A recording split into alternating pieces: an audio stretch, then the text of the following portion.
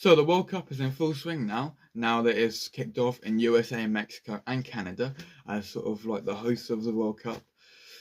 It's got me thinking, has there ever been something like that in motorsport? Well, it turns out it has, about 20 or so years ago. A1GP, it's been quite a known topic for a long time, and then a lot of people have spoken about it. But today we're actually going to delve into the details and sort of try and have a look at what exactly was A1GP. Brain will be the next question.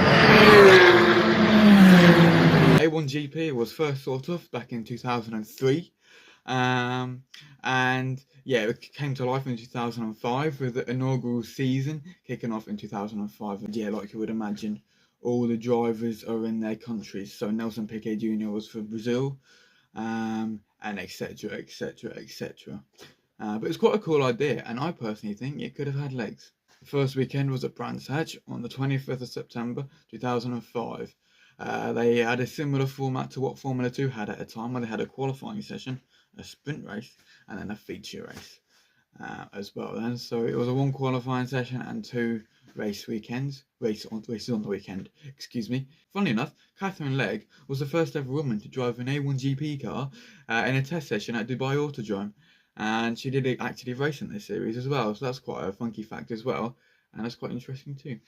But like I say, the first season was 2005 and 2006, so it was a bit like a sort of football style thing where you go into a season and it rolls over, similar to how Formula E have done since their inception.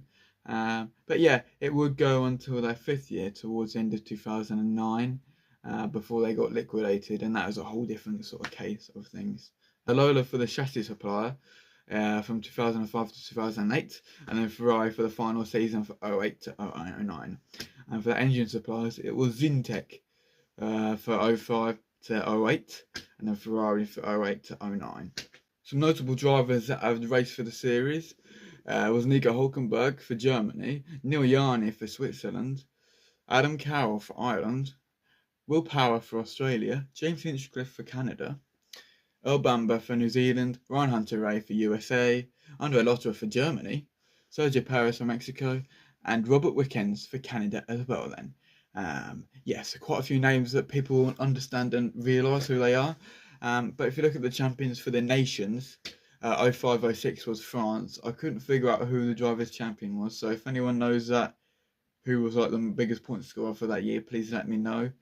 But for 06 to 07, it was Germany with Hülkenberg as well. With 07 to 08 with Switzerland with Neil Yarni, so he would be the champion as well. And in the final season for Ireland, it was 08 to 09 for Ireland's champions with Adam Carroll there. So yeah, it's a very interesting idea, and if they'd done it in a modern day, it probably would be quite similar to IndyCar or something like that, a spec series, an open wheel spec series. But it's sort of a shame they didn't sort of get pulled off, because they ran out of some quite cool places, some strange places as well, but some quite cool places too. And it's also quite a fun idea, I personally think, but that's just me.